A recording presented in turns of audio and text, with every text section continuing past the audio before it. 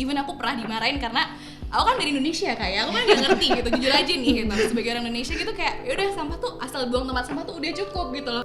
Ikhtiar kita, jangka panjang kita, dan bukan hanya sebatas ekstrakurikuler. Jadi aktivis tuh menurut aku bukan sebatas ekstrakurikuler, tapi way of life.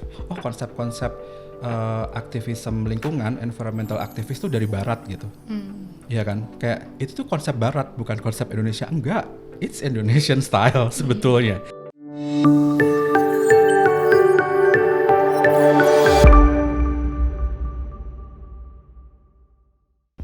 Welcome back to another special episode of Global Future Talks as part of the Global Future X movement by Pijar Foundation. Today's special episode is a content collaboration with Generasi Lestari. Generasi Lestari is part of Lingkar Temu Kabupaten Lestari, and it is a unit that focuses on actions for youth in order for them to channel their aspirations and ideas, and also a forum for them to network and conduct capacity building. Today, we are joined by two speakers. Hari ini kita ada kedatangan dua pembicara. Pertama, ada Mas Juris Bramantyo. Halo. Halo, dari Generasi Lestari. Betul. Dan juga ada Mbak Tatiana Syafira, pendiri Impactional. Yes, halo semuanya, super happy to be here. Terima kasih untuk kedua speaker bersedia bergabung dalam podcast kali ini.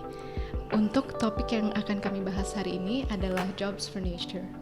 Jadi mungkin topik utamanya dulu saya bahas sedikit ya. The topic that we are going to be discussing today is about sustainability. So sustainability, it might not be a new term. Over the past few years and even the past decades, sustainability has been part of the global and national discourse. Indonesia, we also have, our goals both in terms of national goals, such as achieving the Sustainable Development Goals by 2030, and also reaching net zero by 2060 or sooner.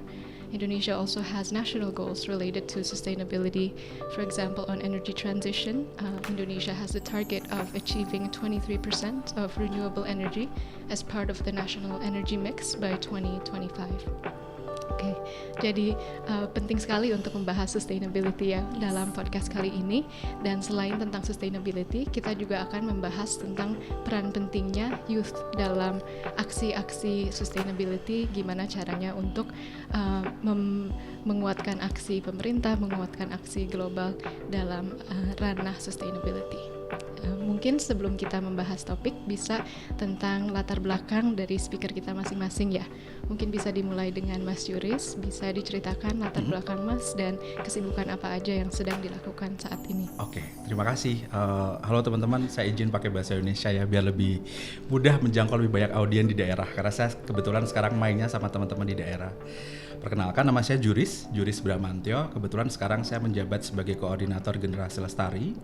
Generasi Lestari sendiri adalah sebuah unit di dalam Lingkar Temu Kabupaten Lestari atau LTKL. LTKL ini sendiri Asosiasi Pemerintah Kabupaten, Mbak. Jadi asosiasi pemerintah kabupaten yang punya visi ekonomi lestari. Jadi kabupaten-kabupaten ini ternyata sedang berubah untuk ke arah yang lebih baik, yaitu kita sebutnya ekonomi lestari. Ekonomi lestari itu yang seperti apa? Ekonomi yang mensejahterakan masyarakat sekaligus menjaga alamnya tetap lestari. Nah, kalau ditanya, kok asosiasi pemerintah kabupaten ngomongin soal anak muda sih? Apa pentingnya nih anak muda? Jadi kita percaya bahwa generasi muda itulah kunci kalau mau mencapai visi ekonomi lestari. Karena jumlah generasi muda itu banyak banget ya. By tahun 2030, kalau nggak salah nanti jumlah kita tuh mungkin akan sekitar 190 juta orang. Jadi kitalah yang menentukan, kita ini generasi muda yang menentukan gitu ya. Tugas kita sebetulnya ada 3 gitu ya. Yang pertama meningkatkan kapasitas teman-teman generasi muda terutama di daerah. Yang kedua mengarus utamakan konsep ekonomi lestari. Sama yang ketiga adalah membuat teman-teman generasi muda ini bisa bergotong royong multi pihak, termasuk salah satunya dengan pemerintah. Kira-kira begitu, nanti kita ngobrol-ngobrol lebih lanjut. Terima kasih. Makasih banyak Mas Juris. Tadi saya setuju banget sih peran pentingnya generasi muda ya. Saat ini juga Indonesia kan sedang mengalami bonus demografi. Betul. Sampai tahun 2030-an kalau tidak salah. Nah, peran penting pemuda sangat berharga dalam proses ini. Dan mungkin untuk selanjutnya untuk Mbak Syafira ya, bisa menjelaskan latar belakang dan kesibukannya. Yes, halo semuanya, aku Tatiana Syafira. Mungkin banyak yang kenal aku dari TikTok, Instagram. Aku sekarang mahasiswa tahun pertama di Ritsumeikan Asia Pacific University di Jepang. Sekarang aku juga sedang leading sebuah international youth organization yang namanya Impactional, di mana kita udah reach hampir 50 plus negara dari berbagai belahan dunia gitu. So what we do di Impactional sendiri sebenarnya sih, di Impactional tuh kita banyak ngelakuin kegiatan-kegiatan, but most of the times yang kita lakuin itu adalah creating change makers gitu. Jadi banyak banget program-program training, program-program webinars, program-program kita akselerasi edukasi juga ke teman-teman di berbagai belahan dunia. Dan our latest achievements kemarin di Impactional adalah waktu kita bisa kolaborasi dengan Stanford University untuk ngadain training bersama profesor dari School of Education kepada teman-teman dari berbagai belahan dunia tadi gitu.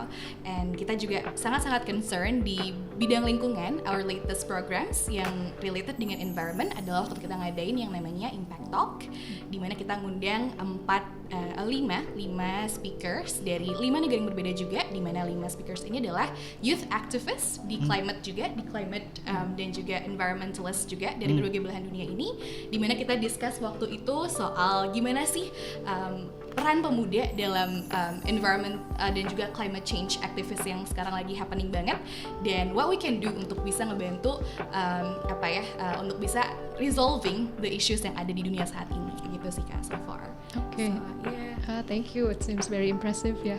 Nggak cuma di Indonesia tapi di luar negeri juga udah mulai kelihatan ya bahwa isu lingkungan adalah suatu hal yang penting bagi generasi muda. Betul. Benar banget. Mungkin aku balik lagi ke Mas Juris. Boleh. Yang tadi kan udah dijelasin dikit ya tentang LTKL. Sebenarnya saya ada 2 pertanyaan sih Mas. Boleh. Yang LTKL ini apakah semua kabupaten di Indonesia masuk ke dalam asosiasi, dan kedua itu dari LTKL terus menjadi generasi lestari itu apakah ada mungkin instance-nya yang tiba-tiba membuat terbentuknya generasi lestari? Menarik nih, pertanyaan menarik. Orang sering bertanya ya, Kabupaten Lestari itu di mana lokasinya gitu ya. Enggak, Kabupaten Lestari itu bukan nama kabupaten, tapi adalah tadi yang aku bilang, kabupaten yang udah punya visi ekonomi lestari. Nah, jadi saya bekerja dengan teman-teman LTKL Sekretariat. Jadi ada sekretariat yang membantu para kabupaten ini, para bupati dan jajarannya. Sekarang anggotanya ada 9 anggota aktif yang tersebar hampir semuanya di luar Pulau Jawa kebetulan. Yang pertama ada di Aceh, itu di Kabupaten Aceh Tamiang. Kemudian di Riau itu ada Kabupaten Siak. Di Sumatera Selatan ada Kabupaten Musi Banyu Asin. Di Kalimantan Barat ada 3, Sintang, Sanggau, dan Kapuas Hulu. Kemudian di Sulawesi itu ada di Sulawesi Tengah Kabupaten Sigi, yang kalau mungkin teman-teman 2018 ingat pernah kena bencana besar dan likuifaksi. Terus 2 lagi ada di Kabupaten Gorontalo, itu di Provinsi Gorontalo ada Kabupaten Gorontalo dan Kabupaten Bone Bolango. Nah, jadi belum semua kabupaten, but hopefully nanti semua kabupaten itu juga akan menerapkan prinsip-prinsip kelestarian gitu ya. Sekarang boleh dibilang ada 9 champion yang sedang kita dampingi gitu ya. Ada 9 champion yang sedang kita dampingi. Nah, kenapa sih kok tiba-tiba ngomongin soal anak muda gitu ya, generasi lestari? Kayak aku seneng banget sekarang duduk bersama Safira. Menurut aku Safira tuh role model generasi lestari gitu ya, salah satunya. Karena muda berprestasi, bahkan berprestasinya sampai internasional gitu ya. Nah, jadi kita percaya gimana sih caranya untuk mendorong teman-teman muda ini itu bisa ambil peran lebih banyak gitu ya dalam konsep ekonomi lestari. Yang paling mudah adalah memang kita harus tingkatin kapasitasnya. Terus yang kedua adalah minta mereka untuk mengambil aksi. Setelah memahami kemudian mengambil aksi ya. Nah, aksi itu apa? Apa sih bagi generasi muda terutama daerah, aksi apa yang menyenangkan untuk dilakukan gitu ya, karena kalau ngomongin sama anak muda harus menyenangkan, ya kan? Menguntungkan, jadi banyak potensinya, termasuk ada potensi cuannya gitu ya. Siap. Tapi juga punya value-value lain gitu. Nah, kita punya kampanye yang namanya Jobs for Nature. Jadi apa sih Jobs for Nature itu? Jadi kita tuh percaya bahwa pilihan pekerjaan para generasi muda ini itu dapat menjaga kelestarian alam dan mensejahterakan dirinya sendiri, sesamanya, termasuk memajukan daerahnya. Jadi kita percaya sama itu. Jadi kalau ditanya tadi ya, gimana caranya anak muda bisa berkontribusi gitu ya? Yang paling mudah adalah tentu kalau kita ngomongin ada personal effort. Misalkan nih ke kafe tapi pakai bawa tumbler sendiri gitu ya. Buang sampah dipilah-pilah, mengurangi penggunaan plastik mengurangi energi misalkan gitu ya, pakai energi yang lebih bersih, pakai solar panel misalkan. Tapi ada satu yang selama ini orang lupakan. Apa itu? Kalau kita mau menggeser sistem ekonomi jadi lebih lestari, jadi pekerjaan-pekerjaannya harus dirubah ke pekerjaan-pekerjaan yang memang lebih hijau. Kalau di dunia orang nyebutnya green jobs. Nah, kita pengen melalui kampanye ini kita menggeret lebih banyak anak muda untuk terjun ke lapangan-lapangan pekerjaan yang menurut kami hijau. Hijau itu maksudnya apa? Tadi mensejahterakan masyarakat, sekaligus menjaga alam, dan tidak lupa harus mensejahterakan dirinya sendiri. Jadi dirinya sendiri itu penting. Ini yang seringkali kita lupakan gitu ya. Jadi itulah kira-kira tujuan kita gitu. Dan kalau ngomongin Jobs for Nature, semuanya bisa mengambil peran di situ. Ya, itu sangat penting sih. Mungkin karena sebelum-sebelumnya juga pas saya pertama dengar kata green jobs ya, agak menyeramkan mungkin karena mungkin itu cuman untuk orang-orang yang punya pengalaman dalam green things related to the environment.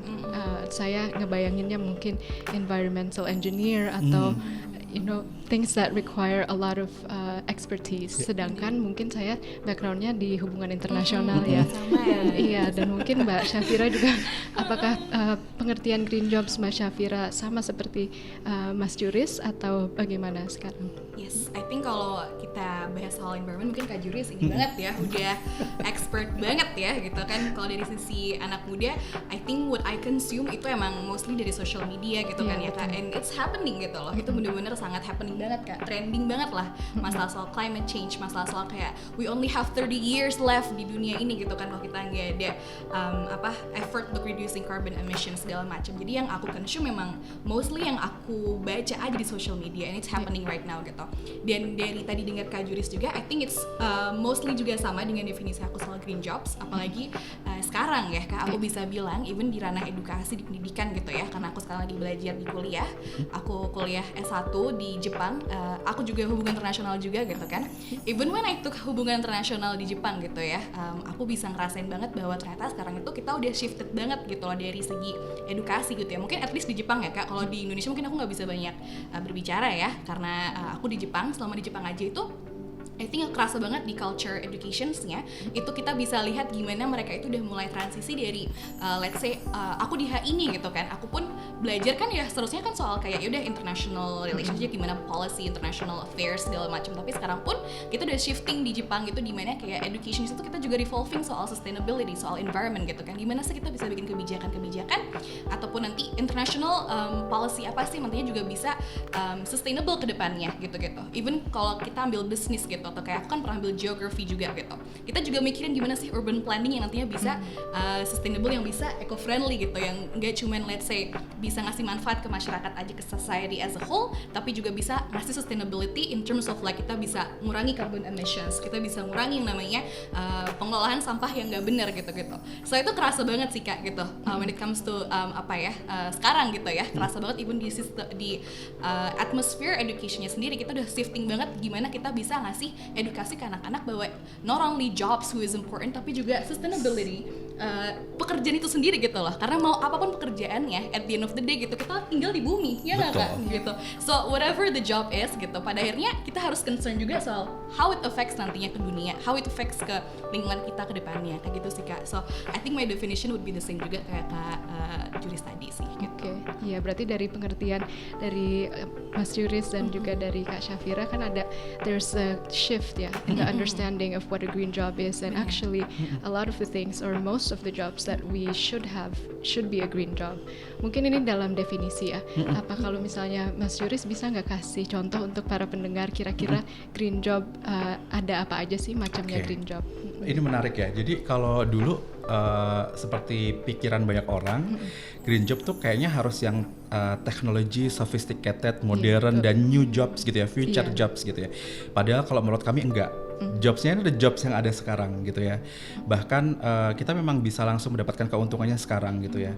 Kalau mungkin orang sama ini kenalnya karena yang mungkin banyak dibicarakan adalah soal energy transition gitu ya.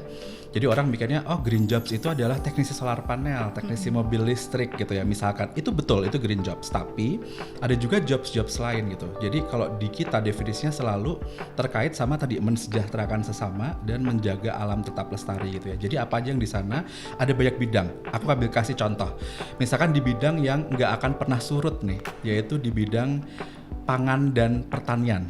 Food and agriculture, banyak ya.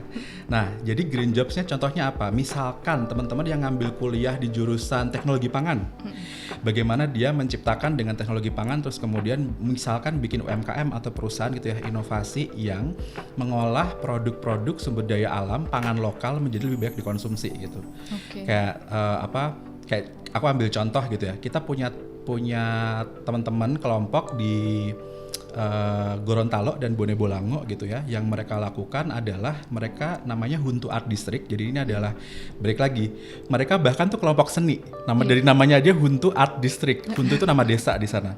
Itu mereka bahkan teman-teman kelompok yang ngomongin seni budaya gitu ya. Tapi apa yang mereka lakukan? Mereka mencoba untuk membantu UMKM dan ibu-ibu di desa itu untuk memproduksi pangan lokal, semuanya harus lokal, dan kemudian mereka bikinkan pasar. Jadi pasar ini pasar tanpa plastik, jadi nggak boleh plastik dan hanya boleh menjual pangan lokal, dan itu 2 minggu sekali tiap hari Sabtu dari siang sampai malam gitu ya. Nah itu adalah salah satu contoh. Efeknya apa? Efeknya satu, sekelilingnya berarti ibu-ibu yang membuat pangan lokal jadi dapat duit dong karena dikasih pasar gitu kan, jadi ada pemasukan.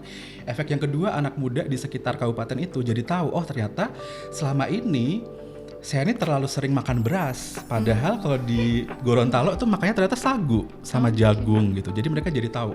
Efeknya apa kalau jadi tahu? Oh, kalau orang jadi tahu bahwa makan sagu itu enak dan makan sagu itu bagian dari tradisi dan makan sagu bisa menyelamatkan lingkungan, efeknya demand tinggi kan? Kalau demand tinggi, akhirnya apa? Orang-orang jadi menanam sagu lagi. Kalau mereka menanam sagu lagi, efeknya apa? Lingkungan terjaga. Karena salah satu kendala di Gorontalo dan Bone Bolango itu adalah longsor. Kenapa? Karena semua diganti jadi sawah. Coba bayangin kalau emang ditanam sagu lagi, jadi airnya akan tetap terjaga, tanahnya tetap sehat. Jadi itu salah satunya.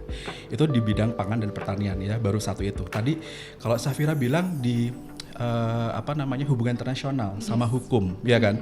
Sekarang ya semua orang bikin startup, semua orang mau jadi pengusaha, tapi mereka semuanya kalau misalkan jadi pengusaha terbenturnya di isu apa?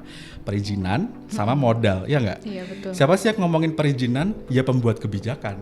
Siapa sih pembuat kebijakan? Mostly adalah orang-orang yang lulusan hubungan internasional, ilmu politik sama hukum, ya nggak? Jadi itu juga dibutuhkan. Jadi harapannya misalkan, ada banyak banget lulusan ilmu politik sama ilmu pemerintahan gitu ya, yang nanti mungkin jadi CPNS atau jadi ASN gitu ya, mereka bisa memproduksi produk-produk kebijakan yang ramah lingkungan dan ramah sosial. Jadi itu termasuk bagian dari green jobs itu sendiri. Jadi hal-hal seperti itu tuh, belum lagi kayak misalkan startup gitu ya, kita mungkin kenal teman-teman kita yang banyak ngelola sampah, ya kan? Terus kemudian startup di bidang renewable energy juga banyak gitu ya, dan banyak startup lain yang menurut aku sangat menarik gitu ya, mulai dari air, ketahanan terhadap bencana, ngomongin soal penyelamatan iklim dan lain sebagainya gitu, itu menarik banget. Jadi semuanya bisa di green jobs kan sebetulnya. Yang paling penting paradigmanya, ya nggak? Iya, sebenarnya green jobs are all around us ya. Dan aku jadi ingat sih sebenarnya dulu pas KKN di Sawarna tahun 2016, saya juga salah satu program kerjanya seperti yang Mas tadi bilang, gimana ekonomi lokal bisa memberdayakan resources yang udah ada. Ya, jadi sebenarnya di level district maupun sekecil apapun juga bisa ya. Dan bahkan nggak cuma level sekecil itu loh Kak. Jadi aku pengen cerita aja. Ini karena pendengarnya Pijar mungkin banyak juga yang pakai skincare. Iya ya, pakai skincare gitu ya, pakai skincare ya. Pernah nggak sih beli serum kecil banget, mungkin cuma 20 ml impor dari Korea, harganya mahal banget 400.000. Isinya kalau dilihat apa? Centella asiatica. Ya kan? Atau ekstrak moringa gitu. Sebetulnya itu apa sih? Centella asiatica itu pegagan, dan pegagan itu tubuhnya di mana? Ya di tepi-tepi sungai, di sawah, di kebun gitu. Ada nggak sih di Indonesia? Banyak. Bernilai atau nggak? Bernilai, tapi orang nggak tahu. Bahkan tuh mungkin kalau dijual di pasar nggak laku karena orang nggak tahu. Tapi orang willing to buy 400.000 dalam bentuk serum kalau sudah diolah. Jadi ini kita nggak ngomongin cuman skala kecil UMKM. Kalau misalkan generasi muda mau memahami itu gitu ya, misalkan kuliah di teknik kimia atau teknik industri gitu ya, terus kemudian mengambil itu, wah ternyata apa sih yang ada di sekitar lingkungan saya gitu, oh ternyata bisa tuh bikin skincare dari moringa itu kelor ya, selama ini kita makan juga, atau Centella asiatica, pegagan gitu, atau seperti teman-teman kita di Siak Kak. Jadi ada juga generasi lestari di Siak, itu mereka mengubah ikan gabus Jadi ikan gabus itu dulu kan dipercaya sama masyarakat kalau habis melahirkan, habis sunat atau habis operasi itu disuruh makan makanan dari ikan gabus. Oke. Ternyata ikan gabus itu mengandung albumin, protein tinggi. Nah ini mereka ini, teman-teman muda ini bikin namanya Alam Siak Lestari, bikin perusahaan di sana. Dan mereka mengekstrak albumin untuk menjadi mengekstrak ikan gabus untuk didapatkan albuminnya dan jadi protein namanya albugo. Dan dijual. Dan bisa menyelamatkan lingkungan dan mesejahterakan masyarakat. Kenapa bisa menyelamatkan lingkungan? Karena ikan gabus tinggalnya di mana, Kak? Di sungai kan? Jadi harus, kalau ikan gabusnya ada, berarti air sungainya harus ada kan? Nah, kalau air sungainya harus ada, itu bisa mengurangi kebakaran hutan di lahan-lahan gambut di daerah Siak di Riau gitu. Jadi mereka dapat duit, menjaga alamnya juga, warga di sekitarnya, warga desanya diajak juga untuk dapat manfaat gitu. Jadi kira-kira gitu sih. Iya, wow. Jadi mungkin ini tentang edukasi juga ya, karena orang-orang belum tahu apa namanya produk-produknya. Nah, tadi ngomongin tentang skincare internasional. Sekarang let's go to an international. Oke. Dari Kak Syafira mungkin ya. Tadi juga udah menjelaskan dikit kan ya di Impactional ada program-program yang tentang climate kan ya. Bisa diceritain lebih lanjut mungkin selama belajar di Amerika dan di Jepang, apakah ada mungkin infrastruktur yang menurut Kak Syafira lebih memadai untuk pembelajaran tentang lingkungan atau best practices yang bisa didapat dari belajar dari Amerika dan Jepang? Yes, jadi selama dulu aku SMA juga ya, aku kan sempat ikut exchange ke USA gitu kan. I think USA itu kayaknya ini ya, walaupun dia one of the countries yang the biggest ini ya emission contributors gitu kan, tapi sebenarnya dari masyarakatnya sendiri gitu kan. I think dari lingkungan aku juga, aku dulu tinggal di Colorado gitu, most of them are very progressive, mereka sangat-sangat progresif juga gitu ya. Jadi untuk climate activist itu sebenarnya banyak gitu, dan dari anak-anak mudanya sendiri Kak, itu I would say kayak being a climate activist itu very very cool.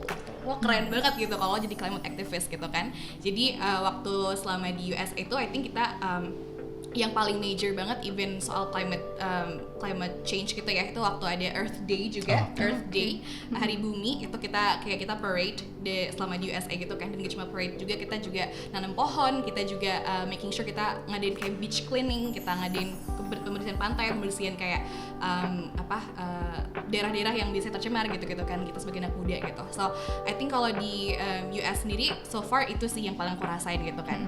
Tapi di Jepang nih, ini menarik banget sebenarnya nih Kak, one of the most interesting experience juga nih kalau kata aku ya, karena Jepang itu salah satu negara yang sangat-sangat aware banget soal climate change, soal kebersihan lingkungan gitu kan, environment in general sebenarnya gitu dari aku sendiri. So, selama di Jepang, aku kan tinggal di asrama ya Kak ya. Dan di Jepang ini, mereka tuh sangat-sangat teliti dan disiplin banget soal pemilahan sampah. Itu yang paling aku rasain gitu. Even aku pernah dimarahin karena aku kan dari Indonesia Kak ya, aku kan gak ngerti gitu, jujur aja nih gitu. Sebagai orang Indonesia gitu kayak, yaudah sampah tuh asal buang tempat sampah tuh udah cukup gitu loh menurut aku gitu kan. Selama di Jepang tuh gak bisa gitu teman-teman. Jadi they separate sampah-sampah setiap hari gitu kan. Itu udah sampai 3 plastik gitu kan. Plastik pertama itu cuman buat kayak makanan-makanan basah gitu. Terus kedua tuh buat yang kering, dan itu PET botol gitu, bisa botol kaleng yang bisa di recycle. Terus ketiga tuh buat yang kayak elektronik gitu. So dulu aku pernah nih sampai masukin botol tuh ya ke tempat sampah hijau yang harusnya buat makanan sebenarnya gitu kan, buat kayak bekas-bekas aku masak atau gimana. Itu aku sampai dimarahin kayak nggak boleh balik lagi, buka dulu ininya PET botolnya. Gue kayak terus ribet ini gitu. Tapi justru at the end of the day, justru karena kita itu jadi kebiasaan buat mereka gitu kan, itu jadi sebuah habit buat mereka gitu kan. Akhirnya kan kita bisa lihat Jepang bersih banget Kak, dan secara pengolahan sampah mereka tuh bagus banget gitu kan. Itu satu gitu. Kedua, I think tadi yang aku udah sempet mention sebelumnya ya, soal gimana culture educations, atmosphere educationnya di Jepang sendiri itu kayak gimana gitu. Mereka tuh hampir semua major, bahkan aku kan bukan environment ya Kak ya, aku bukan ambil major yang related to environment, aku lebih ke IR gitu kan. Tapi even di IR pun gitu kan, even major lain di bisnis pun gitu kan, kita juga orientasinya nggak cuman kayak kita harus making profit as much as possible, atau kayak gue sebagai IR gue harus bikin policy yang bisa benefit ke banyak orang aja, tapi we also considering the aspect of climate tuh seperti apa, ke dalam bumi kita seperti apa, environment tuh kayak gimana gitu. Aku bahkan belajar itu di matkul-matkul aku gitu kan. So itu bener-bener jadi satu hal yang aku sangat enlightened banget sih Kak gitu. Aku dapat banyak banget insight soal kayak gimana kita bisa bikin policy yang juga bisa bermanfaat buat banyak orang, tapi juga bisa sustainable nantinya caranya gitu kan, even di bisnis gimana sih cara kita bisa bikin let's say sebuah company yang bisa profitable tapi juga at the end of the day juga bisa sustainable buat lingkungan seperti apa gitu kan. Itu aku banyak belajar di sana gitu sih. So I think dari segi ini ya Kak, dari segi yang bisa aku bandingkan sama aku di Indo dan di US ataupun Jepang gitu kan, I think US Jepang itu sangat banyak banget sih ininya kayak insight soal kayak climate change seperti apa gitu kan, awareness-nya tuh udah tinggi banget gitu. Dan mungkin selama di SMA ya aku bandingkan ya Kak ya, mungkin kalau kata aku sendiri sih soal lingkungan tuh dari lingkungan sekolah aku tuh nggak sebegitu aware-nya gitu sih Kak. Kurang banyak sih. Aku bahkan baru tahu kayak soal yang kita only have 30 years life itu dari social media gitu ya. Dari aku di US dulu gitu, kayak kita juga di US banyak selama SMA aku juga banyak ambil ini kan, ada kayak electives yang emang soal lingkungan gitu. Dan di Indo sendiri kayak di Indonesia ya gitu, di SMA tuh kayak it's not kayak nggak tahu sih, mungkin karena aku di Jogja atau gimana ya, tapi kayak ya udah biasa aja gitu, kayak there's nggak ada education ataupun kayak awareness soal yang lingkungan banget tuh nggak begitu gitu sih. And I hope itu bisa dievaluasi kita ya Kak ke depannya ya gitu ya, semoga kita juga bisa jadi lebih aware lagi gitu loh, karena this is crucial banget gitu kan sebenarnya, sangat-sangat urgent banget kalau kita harus bilang gitu sih Kak. Itu yang bisa aku rasain sih. Thank you udah sharing pengalamannya ya. Tadi udah yang aku bisa nangkep sih mungkin climate yang tadi Kak Syafira bilang climate activism is cool pas di luar ya. Mungkin ini pertanyaan ke Mas Juris juga ya. Mas kan lebih kerja dengan pemuda-pemuda di daerah ya Mas. Menurut Mas, apakah pengertian yang sama yang bahwa climate activism is cool yang dirasa juga di kabupaten atau di daerah, atau masih berbeda? Mungkin belum. Menarik sih. Selama mungkin 5-10 tahun terakhir gitu ya, bergerak bersama teman-teman generasi muda baik di daerah maupun di kota besar gitu ya, aku ngelihat memang tren untuk masuk ke climate activism tuh makin tinggi. Jadi kalau ditanya sekarang tuh mereka kayak mungkin membernya Hutan untuk Indonesia, membernya Art Hour, volunteernya di mana dan lain sebagainya. Banyak yang seperti itu saat kuliah gitu ya. Tapi yang juga aku perhatikan dan sangat aku sayangkan adalah teman-teman ini saat sudah selesai kuliah itu terus saat ditanya lagi kok nggak lanjut sih aktivismenya gitu ya, mereka bilang selalu bilang kayak kan udah nggak kuliah Mas, jadi kan kita harus get to the real life, cari pekerjaan gitu. Itu sebetulnya yang sangat aku sayangkan gitu ya, padahal mereka udah punya modal yang bagus saat kuliah dan sekolah itu udah join aktivism terutama soal isu lingkungan gitu ya, padahal aktivism itu bisa di-convert ke livelihood loh, bisa dijadikan sebagai pekerjaan yang menghasilkan penghidupan bagi kita gitu ya. Kayak tadi, kenapa kita promoting jobs for nature, kenapa kita ngomongin soal pekerjaan-pekerjaan yang ramah lingkungan dan ramah sosial, karena sebetulnya modal kita sebagai aktivis lingkungan saat kita kuliah dan mahasiswa itu bisa dilanjutkan dengan bentuk mengambil pekerjaan yang seperti itu. Kayak contoh, aku ngasih contoh nggak jauh-jauh, aku aja kali ya, diriku gitu ya. Jadi kalau tadi Syafira bilang dia hubungan internasional gitu ya, aku pendidikan formalnya adalah aku dokter hewan. Jadi aku dulu kuliah S1-nya pendidikan dokter hewan gitu ya. Terus orang sering nanya gitu, kenapa kok sekarang terjun ke sini gitu ya? Ya karena itu tadi, dari awalnya aku suka gitu ya, terus kemudian aku merasa, wah ini adalah problem yang harus aku partisipasi untuk ikut selesaikan, untuk jadi solusi gitu. That's why akhirnya aku milih jalur karir ini gitu ya. Dan aku rasa itu juga bisa dilakukan sama teman-teman yang lain gitu ya. Jadi jangan berhenti di personal effort doang. Personal effort itu yang kayak tadi aku bilang ya, nggak bawa tumbler, nggak pakai plastik gitu ya. Tapi lebih dari itu, suarakan. Kalau tadi Syafira bilang, aku nemunya di sosial media Mas. Itu karena orang menyuarakan. Because people talk the walk kan. Jadi itu kan. Jadi suarakan di sosial media. Lebih penting lagi adalah minta ke pembuat kebijakan. Jadi harus begitu. Kalau satu orang bisa mengurangi plastik sekali pakai mungkin seminggu 5 helai gitu ya.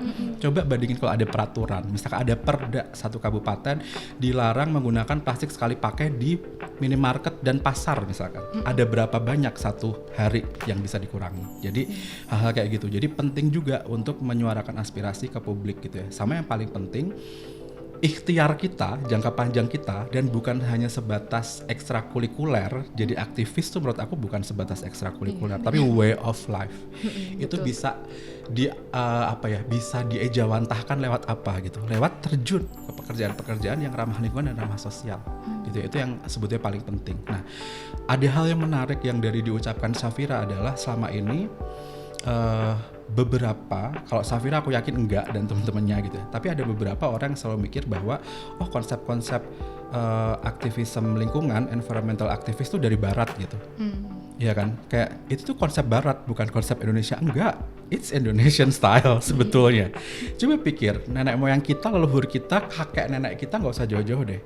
Kalau ke pasar zaman dulu pakai apa ada yang pakai plastik sekali pakai? Enggak, pakai tas anyaman. Iya betul. Coba kamu kalau misalkan tadi Safira bilang di Jogja, orang ke Jogja kalau beli gudeg dibungkus apa? Daun pisang. Iya kan? Gak ada ya. Jadi kita nggak selalu bilang bahwa itu tuh semuanya adalah kebarat-baratan, enggak. Ini tuh bahkan kita udah diajarkan sama nenek moyang kita, leluhur kita lewat tradisi sehari-hari. Itu yang paling penting sebetulnya. Jadi akan lebih keren kalau misalkan kayak tadi ilmu-ilmunya didapat sama Safira dan teman-temannya dari luar, terus di blending, dikombinasi sama knowledge dari leluhur kita, local knowledge dari kita. Itu menurut aku akan keren banget dan Indonesia mungkin akan bisa leading. Nggak cuman akan melesat kayak Jepang atau Amerika atau Eropa gitu ya. Mungkin kita udah punya local wisdom yang bagus banget loh.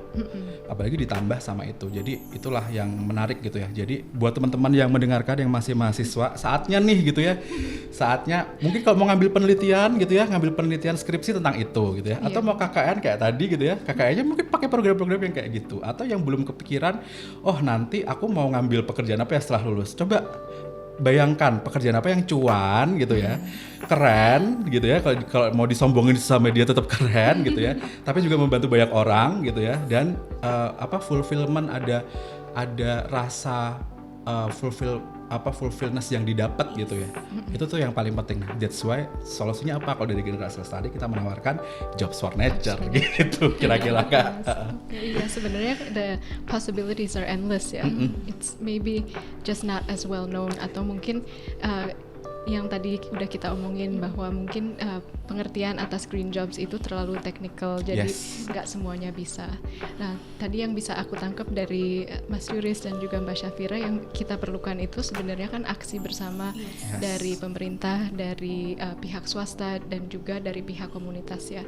Kalau dari Pijar sendiri, kita percaya framework yang namanya collaborative governance. Nah, collaborative governance is joint actions between public and private and community sectors for meaningful actions to solve critical problems. Dan salah satu critical problems ya tentunya climate change. Jadi untuk climate action juga pasti perlunya ada multi pihak juga ya, kerja dari multi pihak. Nah, salah satu program yang menggunakan framework collaborative governance itu adalah Global Future Fellows ya, yang udah pasti udah pada tahu ya. Global Future Fellows itu program jangka pendek, fellowship jangka pendek, atau mungkin kalau di Indonesia sendiri menurutku fellowship masih agak belum terlalu populer ya, paling short term courses ya. Nah, untuk misalnya tahun ini itu GFF akan membahas topik penting yaitu safeguarding Indonesia's energy transition. Nah, mau bertanya ke Mas Juris dan juga Mbak Syafira, walaupun mungkin green jobs are all around us, we also can't deny that there are sometimes still talent gaps ya. Jadi mungkin kapasitas satu sama lain mungkin belum tentu di level yang sama. Nah, kalau misalnya dari Mas Juris, Mbak Syafira, apakah pernah mengikuti sebelum-sebelumnya program short courses atau fellowship khususnya dalam bidang environment atau climate action? Silakan Safira dulu. Mungkin pernah bikin ya yang impactional itu malah. Jadi I think di kita sendiri ya di Impactional, karena emang kita ranahnya di youth gitu kan, kita banyak di youth empowerment, kita bikin change maker gitu kan.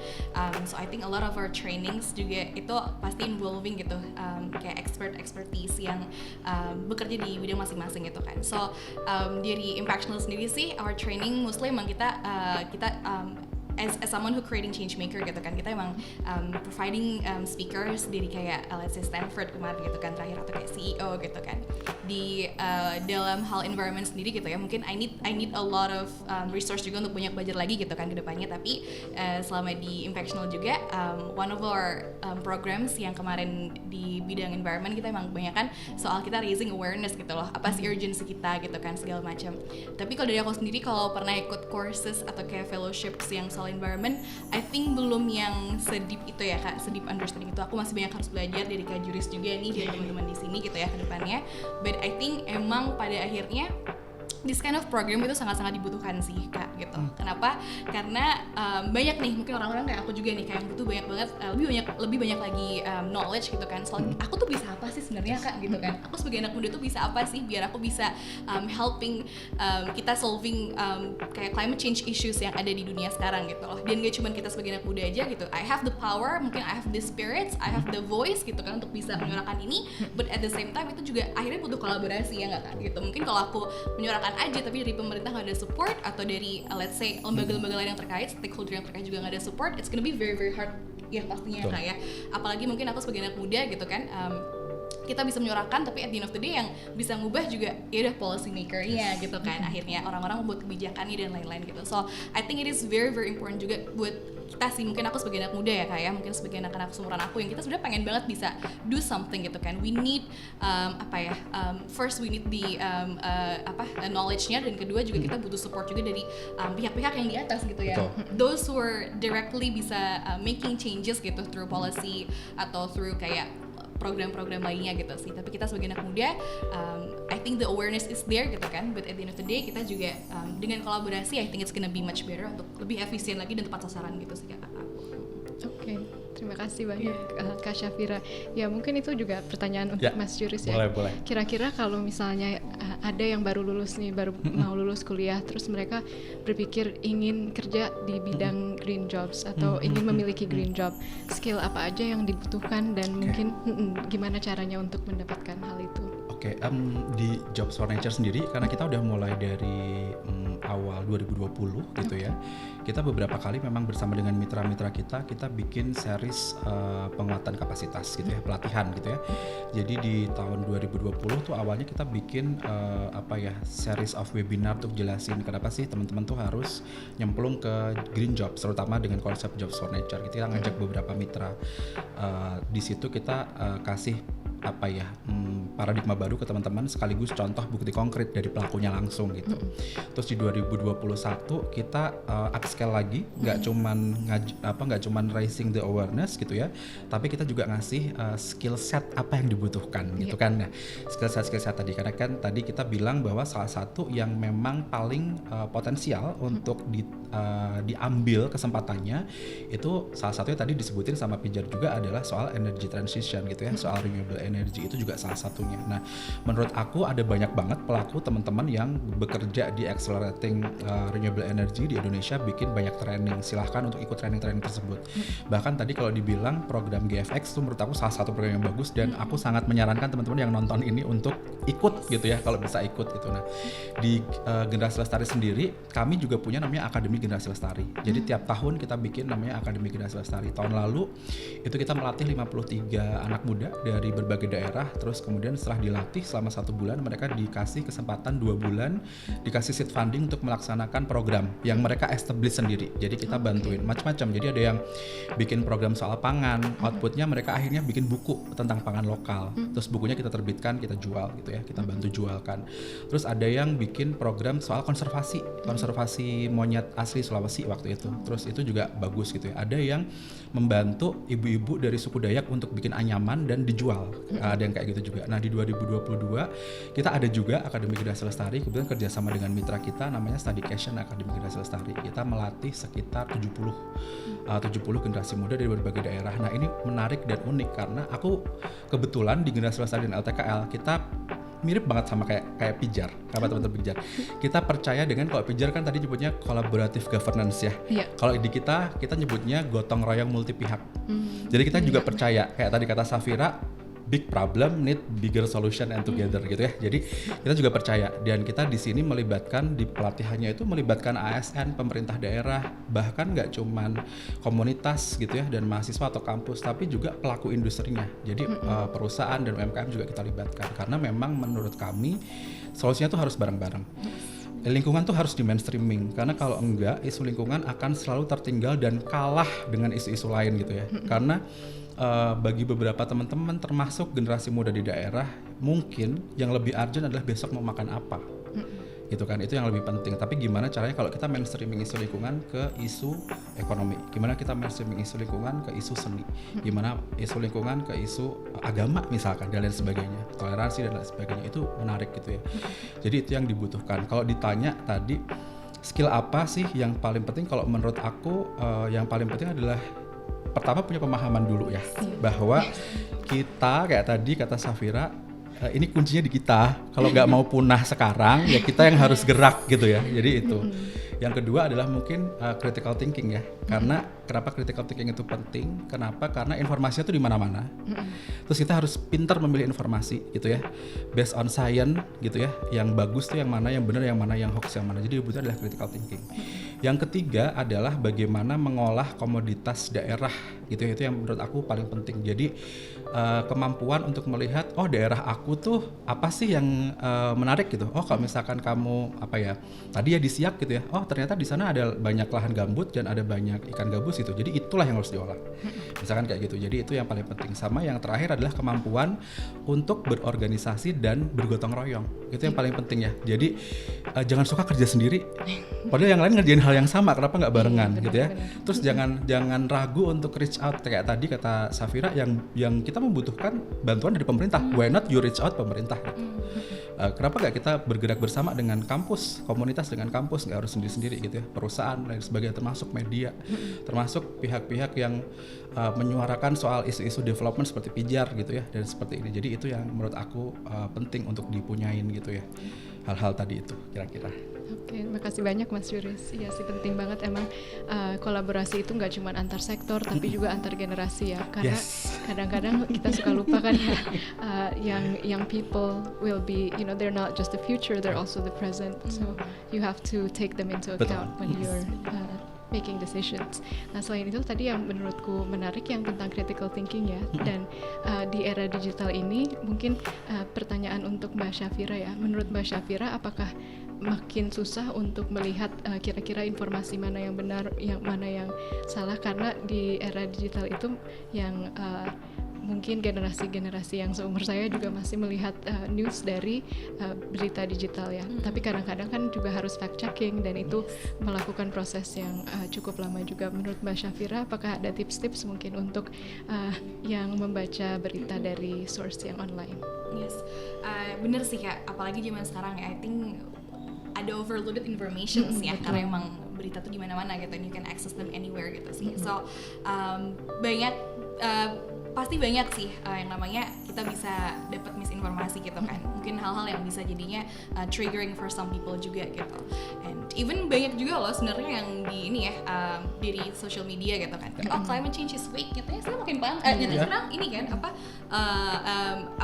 kalau lagi winter itu makin dingin gitu. Apa sih nggak ada dong gitu kan climate change whatsoever. It's not real gitu kan. Banyak yang kayak gitu juga. Banyak yang denial lah intinya gitu kan. So dari aku sih tipsnya teman-teman, I think one of the best tips dari aku pastinya harus tahu dulu source-nya yang mana gitu kan. Cari source yang gak leaning lah intinya ke mana gitu. Cari untuk coba untuk cari kayak source yang neutral gitu dari aku satu. Terus kedua kayak bener sih jangan terlalu langsung percaya dengan all the information that you get gitu.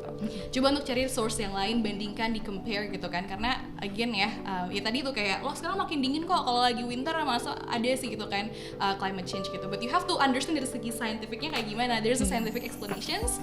This is the actual reason why kenapa ini jadi pertanda sebenarnya climate change is happening gitu kan.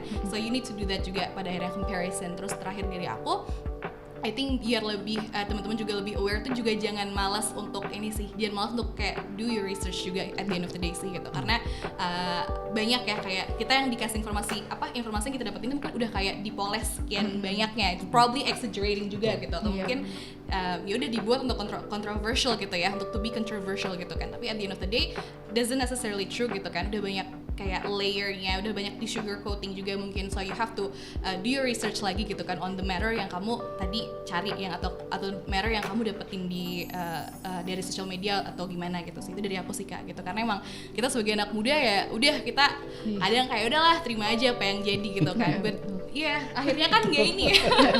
Iya kayak kemarin kalau kita lihat isu-isu apa gitu ya, isu-isu apalah yang lain gitu di sosial media kan rame gitu ya, ada JJ Citayam kenapa gitu kan, kadang kita gitulah intinya banyak kalau terima langsung, jadi it's gonna be very very dangerous banget sih gitu. So harus 3 itu sih kayak. Oke, iya tadi find credible sources, do comparisons, make comparisons, sama do your own research and to back it up. Oke. Aku boleh nambahin nggak satu yang menurut aku penting? Iya, Mungkin boleh juga sekali, ini, Mas. ini juga panggilan buat teman-teman yang lagi nonton ini dan mendengarkan gitu ya. Tadi kalau kata Safira memang banyak banget misinformasi di sana. Kenapa? Karena banyak orang yang nggak paham atau dengan sengaja, tapi punya kekuatan untuk memperbanyak literasi di digital.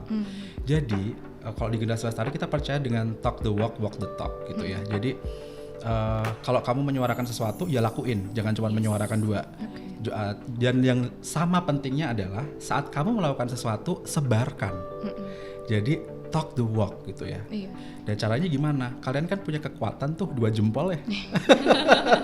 2 jempol. Jadi kalau tadi kata Safira, wah banyak banget nih informasi overload gitu. Kenapa enggak kita balik keadaan, banjiri internet dengan informasi-informasi yang benar yang kalian pahami gitu. Jadi aku senang banget kalau ketemu Safira karena dia kan sering mengedukasi lewat TikTok, lewat Instagram dan lain sebagainya gitu ya. Harapannya nggak perlu jadi influencer dulu, tapi dari kita semua, kita punya power di jempol kita sama di layar kita masing-masing itu. Ayo banjiri informasi. Jadi kalau kamu paham soal krisis iklim, bikin tweet, bikin konten Instagram, bikin reels, bikin video TikTok gitu ya. Jadi bikin dan edukasi teman yang lain gitu. Paling mudah kalau kamu ngerasa kayak aku belum expert, nggak butuh expert. Yang paling gampang adalah share aja apa yang sudah kamu lakukan. Kalau misalkan tadi kata Safira, oh aku udah mulai milah sampah, share aja. Jadi ini tuh konten. Kalau misalkan aku pakai transportasi publik gitu ya, oh ya share aja. Oh ini hari ini aku naik MRT atau KRL misalkan, share aja gitu. Jadi orang akan tahu. Dengan kayak gitu akan lebih banyak konten di internet yang kontennya bener, karena dilakuin oleh orang-orang yang bener gitu. Nah, keadaan akan makin membaik karena itu. Jadi ini panggilan buat teman-teman ya. Ayo banjiri internet dengan konten soal krisis iklim yang bener gitu. We all have the power ya. Yes, we have the power. Benar sekali. Dan dengan involvement anak muda ini ya Kak, aku tambahin, I think sekarang source kayak soal climate change issue gitu ya, itu jadi lebih mudah di understand loh Kak, betul, gitu ya nggak sih? betul. Karena kita anak-anak muda pakai ya gaya-gaya bicara anak muda gitu kan, kita pakai analoginya anak muda gitu. Mungkin kalau kita ini ya, kalau mungkin the only people who care soal climate change cuman kayak let's say kayak juris atau mungkin let's say senior yang gimana gitu kan, mungkin akan susah diterima gitu kan ya, karena udah beda perspektifnya, udah beda cara pikirnya, kita kayak anak muda kayak nggak bisa relate gitu. I think dengan banyaknya anak muda sekarang rising ya kayak the trend untuk kayak kita untuk lebih aware lah soal climate change issue, kita jadi anak muda yang lain pun lebih gampang mencernanya gitu ya, karena diolah dengan bahasa-bahasa anak muda, analogi anak muda tadi itu. Siapa tahu saintis dan profesor-profesor yang ahli soal isu iklim butuh bantuan kita untuk menerjemahkan itu dengan bahasa yang lebih populer, betul, dan sederhana untuk audiens sesama kita, peer gitu ya. Kayak di Generasi Lestari kita mencoba untuk membuat konten yang sesederhana mungkin gitu ya. Bahkan kita kalau misalkan mengencourage teman-teman di daerah, kalau bisa bikin konten pakai bahasa daerah kamu sendiri, it will be better. Karena itu akan lebih mudah diterima, dicerna dan resonate sama target audiensnya masing-masing gitu sih. Makasih banyak. Mungkin ada satu pertanyaan terakhir dari saya untuk kedua speaker kami. Untuk bisa mengarusutamakan isu lingkungan ke keseharian kita, apa yang harus berubah dari segi mindsets, market practices, and policies? Silakan. Diri aku sih kayak I think satu hal ya sebenarnya yang bikin aku juga sekarang mulai concern gitu, walaupun maksudnya background aku mungkin beda sama Kak Juris, yang Kak Juris emang udah involve lama sekali di environment ya. Aku kan mungkin I just consume whatever I saw in social media, dan climate change yang aku suarakan juga masih mungkin tidak sebanyak Kak Juris gitu. Tapi one thing yang bikin aku jadi benar-benar concern itu ya Kak, itu waktu aku lihat postingan that we only have 30 years left di sini gitu. I think this kind of kayak kita raising our voices, dan dengan kita kayak bener-bener ngasih sebuah hey gitu loh, it's happening, dan it will not getting any better kalau kita nggak ada aksi gitu. So I think yang harus berubah dari mindset kita tuh itu Kak gitu. We only have one earth gitu. Kita cuma punya satu bumi. This is where we live. Mau pekerjaan kamu apapun itu, mau kamu nanti bekerja jadi dokter, jadi let's say kayak policy maker, jadi apapun itu gitu kan, you still live here gitu loh. And if we do not taking care, kita kalau nggak ngejaga bumi kita gitu kan, all of this will not happen gitu loh, gitu. Probably our race will extinct at the end of the day karena kita nggak punya sumber daya yang cukup, kita nggak punya tempat yang decent untuk hidup, kita nggak punya akses untuk air bersih dan lain-lain gitu loh. So I think mindset yang harus kita ubah adalah kayak itu tadi gitu loh. We do not have planet B gitu loh teman-teman. Kita nggak punya backup planets gitu loh. Dan kita iya. Jadi kita kayak apa ya? Dan it's happening. Dan kalau kita nggak doing anything about carbon emissions, about pengolahan sampah dan lain-lain gitu kan, bener-bener kita cuma punya 30 tahun gitu loh. Kita cuman sebelum kita bisa ngerasain devastating impact dari climate change tadi itu gitu kan. So we need to do something about it gitu loh. Dan hal kecil ini ya Kak ya, mungkin terlihat remeh tapi if everyone doing it gitu kan, itu bisa kejadian gitu loh gitu. Jadi kita nggak boleh denial soal climate change. We have to do something right now gitu kan. Dan kita harus tahu bahwa impact kita pun yang kita rasa kecil sebenarnya akan berdampak tuh kalau everyone doing it juga gitu. Jadi dari aku itu sih Kak yang harus berubah dari kita gitu. Kita nggak punya backup planets lagi bisa gitu. This is where we live. Dan apapun pekerjaannya pasti akan berpengaruh pada planet kita nanti gitu. Gitu sih Kak. Setuju banget. Thank you Kak Syafira. Kalau Mas Juris? Aku ada 3 hal gitu ya. Yang pertama mulai dari perspektif dan paradigma. Jadi isu lingkungan itu tidak harus berkompetisi dengan isu lain. Jadi isu lingkungan bisa di mainstreaming dengan yang lain. Jadi nggak ada lagi pikiran ekonomi dulu atau lingkungan dulu ya. Nggak ada. Semua bisa barengan gitu ya. Itu yang pertama. Yang kedua adalah sudah saatnya kita nggak bergerak sendiri-sendiri. Jadi kita memang harus gotong royong. Gotong royong sama siapa? Multi pihak. Makin banyak pihak lebih baik. Siapa yang ngelit? Anak muda gitu ya. Jadi gotong royong gitu ya. Yang ketiga adalah kalau tadi dibilang sama Syafira mulai dari hal yang kecil, aku pengen setelah memulai hal yang kecil minta bikin kebijakan yang sesuai dengan apa yang sudah kamu lakukan di hal yang kecil itu gitu ya. Jadi suarakan aspirasi kamu ke pembuat kebijakan, pemerintah daerah, pemerintah nasional dan siapapun gitu ya. Kemudian dilanjutkan lagi adalah dengan memilih pekerjaan-pekerjaan yang memang ramah lingkungan dan ramah sosial. Nah, untuk memilih lapangan pekerjaan ini gitu ya di Generasi Lestari, kita sedikit promo gitu ya, Jobs for Nature. Nanti di bulan Oktober kita akan punya opportunity fair. Di situ ada job fair yang isinya Green Job Fair. Teman-teman saya undang untuk datang. Ya, di situ ada talk show, ada apa segala macam. Nanti teman-teman Pijar juga akan bantu kita gitu ya. Dan teman-teman bisa semoga bisa menemukan lapangan pekerjaan impiannya di situ gitu. Jadi ayo bareng-bareng kita bisa asalkan kita mau gotong royong bersama gitu. Oke, makasih banyak Mas Juris, Mbak Syafira. Dalam sesi ini tadi udah cukup banyak ya yang kita cover ya. Seru ya? Belajar nih Kak. Iya, saya juga banyak belajar. Cuman maybe the bottom line is we all have the power to make a difference, and green jobs is all around us. Yes. Jadi terima kasih banyak in realizing a better future for our people and planet, and solve the future with us now.